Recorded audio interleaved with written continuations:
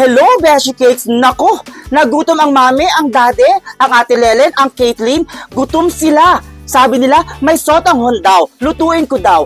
Oh my God, hindi ako marunong. Pero sige, subukan natin yan. Pero guys, disclaimer, hindi po ako sanay magluto ng pansit. At kulang-kulang po ang rekado ko ngayon. But we'll try our very best. Come on, let's cook.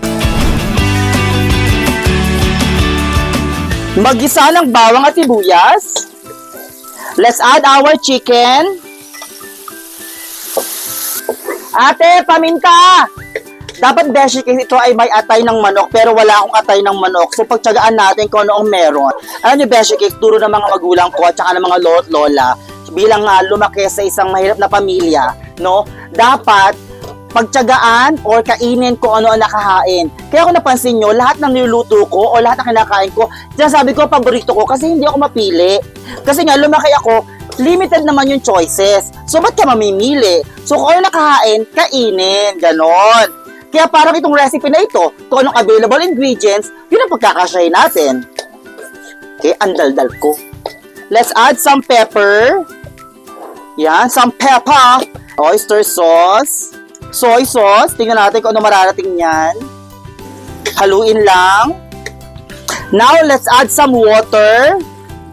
At ngayon, iintayin natin siyang kumulo.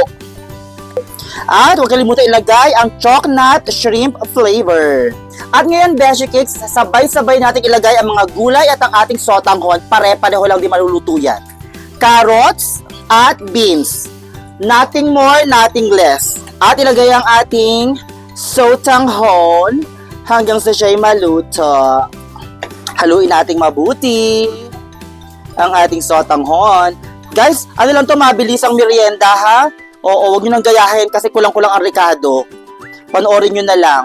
So, hayaan nating mag-evaporate ang ating water vapor. At almost luto na ang ating pansit sotanghon. Let's add some celery. Oh, di ba? Tutok mo yan, nene. Yan. For the celery. Okay?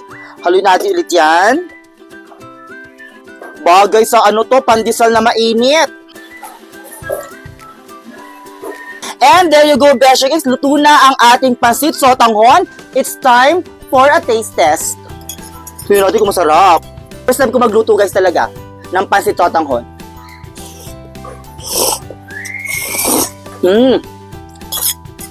Masarap na siya for the first time, pero pagkain mamaya, piling ko lalagyan pa ng konting toyo mansi.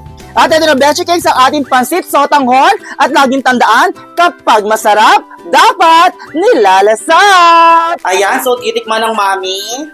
Sige. Oh. Grabe na makasubo ang unti. Harap! Just... Ano? Ang sarap. Sa tingin pa lang, masarap na eh. Uwe. Oh.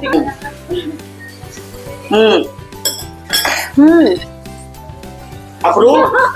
Perfect. Oh, kulang-kulang pa sa rekado yan, ha? Nako, pasado kay Daddy ang ating pansit sotanghon. Kaya Beshi Cakes, lutuin na natin yan!